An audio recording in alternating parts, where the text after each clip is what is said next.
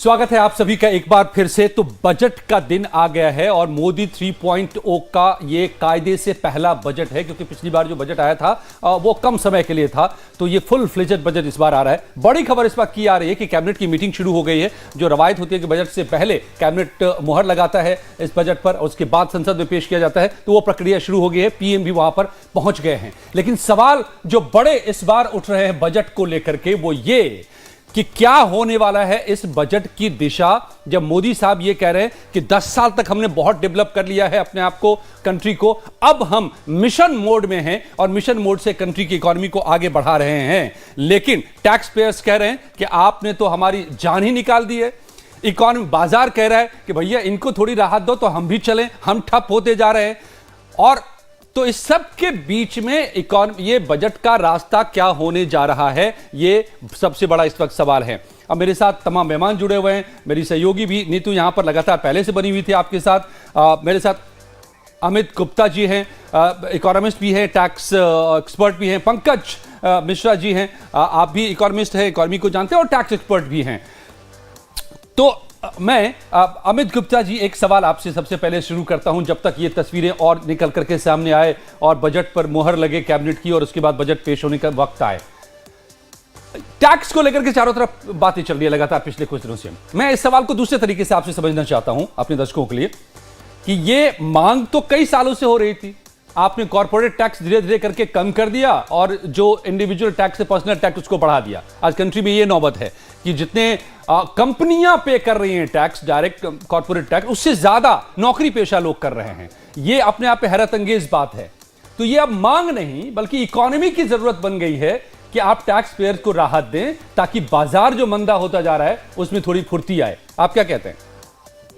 तो चीज़ ये जो आपने बताया थोड़ी सी तर्कसंगत नहीं है कि टैक्स बढ़ा दिया। कंपैरेटिव बर्डन की बात करें तो सैलरीड पर कंपैरेटिव बर्डन टैक्सेशन का ज़्यादा है और जो बिजनेस की लगता है। लेकिन अगर हम बात करें बिजनेस क्लास पर 30% तो पिछले 5 साल में दे दी ना छूट कॉर्पोरेट को। हाँ, तो वो तो वही बात होगी ना, उसको 30 से आप 22 पे ले आए, 15 पे ले आए और यहां पर जस का तस सब बना हुआ है। देखिए ये हमारी समस्या इस प्रकार की थी कि वो समस्या इसलिए ज़रूरी है हमारे लिए कि मैन्युफैक्चरिंग सेक्टर या जो उद्योग क्षेत्र है उसको सुदृढ़ नहीं करेंगे तो रोजगार के अवसर पैदा नहीं होंगे। लेकिन हुआ क्या उसकी वजह से, इस इंसेंटिव की वजह से, टैक्स में छूट की वजह से कोई रोजगार पैदा हो पाया क्या? हाँ, आप देखिए इस बार अनएम्प्लॉयमेंट की रेट पहले के मुकाबले कम हुई है और रोजगार के अवसर बढ़े हैं। हम ये कहें कि केवल नहीं बढ़े, ऐसा गलत होगा। दूसरी बात करें, जहाँ तक टैक्सेशन की बात है, नई टैक्स रिजीम में लगातार इंडिविजुअल सैलरीड क्लास को बेनिफिट दिया जा रहा है। 7.5 लाख रुपए तक उनकी इनकम को माफ़ कर दिया गया और ऐसा अनुमान है कि आज बजट में ये 7.5 लाख से बढ़कर 10 लाख हो जाएगा। और जो हायर टैक्स पेयर है, अब हम सैलरियों की बात करें जिनकी सैलरी 15 लाख 30 लाख या उससे ज़्यादा है, उनको भी 30% का बेनिफिट इसमें मिलने की उम्मीद है। और बात करें अगर आप डायरेक्ट टैक्सेशन के अलावा इनडायरेक्ट में जाएं तो बहुत सारी ऐसे चीज़ हैं जहां पर हम टैक्स को कम कर सकते हैं जिसका सीधा असर आम जनता पर पड़ता है, मिडिल क्लास पर पड़ता है। वो है खाने पीने की चीज़ों पर।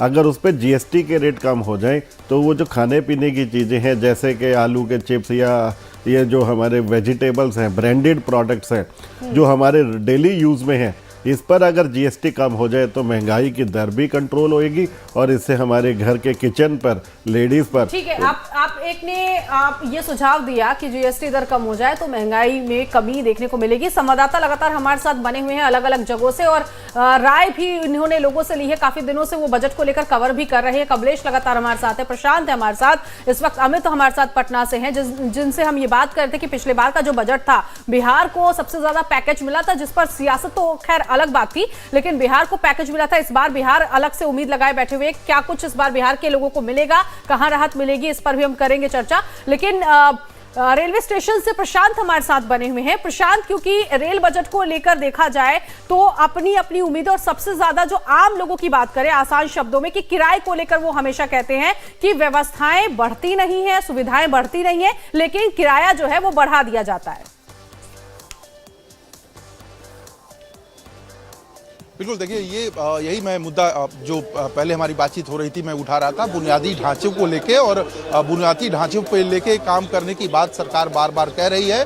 पिछले बार की अगर बजट की बात करते हैं तो लगभग 260 लाख करोड़ रुपए अलॉट किए गए थे और खर्च किए गए थे, लेकिन अभी भी बुनियादी ढांचे को मजबूत करने के लिए, जैसा कि खुद प्रधानमंत्री ने कई योजनाओं को लागू कर रखा है, उनको सुचारू रूप से आगे बढ़ाने के लिए आपको और ज़्यादा बजट देने की जरूरत होगी। तो इस बार की उम्मीद की जा रही है कि लगभग 3 लाख करोड़ के करीब जो ये खर्च है ये रेलवे के लिए कर दिया जाएगा, ताकि बुनियादी ढांचे जैसे पटरियों का जाल बिछाया जाना, इसके अलावा जो कई जो ट्रेनें चलाई गई हैं उनको उनके विस्तार के लिए आगे बढ़ना, एसी स्लीपर्स कोच को के जो कारखाने बनाए गए हैं उनको प्रॉपर वे में सुचारू रूप से आगे बढ़ाने के लिए, तो ये तमाम वो काम है जिनको लगता है कि मुझे और जो सरकार है वो आगे लेके बढ़ेगी। इसके अलावा कर्मचारी जो है रेलवे के वो कुछ विशेष मांगों को लेकर इस बार पिछले दिनों में कई काम होते नजर आए हैं, सुविधाएं जो बढ़ाने की बात हुई है या फिर वंदे भारत सीरीज, हालांकि कई लोगों को लगता है कि वो काफी महंगा भी है टिकट, वाकई महंगा है, आपको सोचना पड़ता है कि फ्लाइट से जाए कि वंदे भारत से जाए, तो सुविधाएं तो मिल रही है लेकिन उसकी कीमत बहुत ज्यादा हो रही है। तो ये जो लगने वाली बात है, मिश्रा जी मेरे साथ टैक्स एक्सपर्ट पंकज मिश्रा साहब भी हैं, ये जो लगने वाली बात है वही है कि आप तो पहले टैक्स ही दे देते हैं 30%, उसके बाद जो पैसा बचता है वो उसके बाद फिर टैक्स देते रहते हैं। आप दूध पे टैक्स देते हैं, आप दही पे टैक्स देते हैं, आप चावल पे टैक्स देते हैं, आप बच्चों के ट्यूशन फी पे टैक्स देते हैं, यहां तक कि आप हेल्थ इंश्योरेंस लेते हैं उस पे भी टैक्स देते हैं। मतलब कोई चीज नहीं है जिस पर टैक्स नहीं देते हैं आप। तो मतलब टैक्स ही टैक्स में मिडिल क्लास तो क्या कितना दुहेंगे आप मिडिल क्लास को? देखिए बात तो सही है, गवर्नमेंट का जो ये प्लान है और जो जिस तरीके की लाइबिलिटी इंपोज होती है एक मीडियम क्लास सेक्टर के लोगों को, वहाँ पे आप देखते हो कि हर छोटी से छोटी चीज़ों में भी उनको टैक्स पे करना पड़ता है। इससे पहले थोड़ी देर पहले मैंने ये बात कही थी कि अगर आप हर चीज़ पे टैक्स ले रहे हो और डायरेक्ट और इनडायरेक्ट टैक्स दोनों की लाइबिलिटी आ जाती है मिडिल क्लास के लोगों के ऊपर, तो कहीं ना कहीं एक सर्टेन एज पे जाके उसको इंसेंटिवाइज किया जाना चाहिए, राइट? लाइक जैसे ये बल्कि इकोनॉमिस्ट में आज पिछले कुछ दिनों से सारे इकोनॉमिस्ट को सुन रहा हूं मैं कि क्या उनका ओपिनियन है, क्या टेक है इस बार के बजट के डायरेक्शन को लेकर के। करीब करीब सभी मुझे यूनानिमस लग रहे हैं ये कहने में, ये आप इंसेंटिवाइज मत कीजिए, डोंट, बट प्रॉब्लम ये है कि आप इतना टैक्स कर रहे हैं कि मिडिल क्लास श्रिंक होने लगा है और उससे आपका मार्केट श्रिंक होने लग गया है, आपका मार्केट का सेल ड्रॉप कर रहा है और वो फिर पूरी इकोनॉमी को अफेक्ट कर रहा है। तो ये जरूरत बन गई है कि आप उसको थोड़ा सा पैसा उसके पॉकेट में रहने दीजिए ताकि वो खर्च करे, ताकि बाजार आपका चल पाए। देखिए उसके लिए तो प्लान इन्होंने अभी करा है, अब जैसे कि हम भी एक्सपेक्ट कर रहे हैं कि जो लिमिट है, एग्जम्पशन लिमिट है जो अभी 7 लाख की हो सकता है, उसने 50,000 1 लाख रुपए के आसपास में ग्रोथ लेके आया, लोगों ने एक्सपेक्ट किया होगा 10 लाख तक वो ग्रो करेगा। सिमिलरली जैसे कि पिछले रिजिम में, ओल्ड रिजिम में अगर आप देखोगे तो अब तो 5 लाख रुपए तक की एग्जम्पशन है, राइट? तो और उसमें डिडक्शन 1.5 लाख रुपए का डिडक्शन है जो न्यू में नहीं मिल रहा आपको, तो कहीं ना कहीं जाकर के ये लग रहा है कि जी वो 1.5 लाख रुपए का कुछ एग्जम्पशन है वो न्यू रिजिम में भी कुछ ये लाने का और इनकॉर्पोरेट करने की कोशिश करेंगे।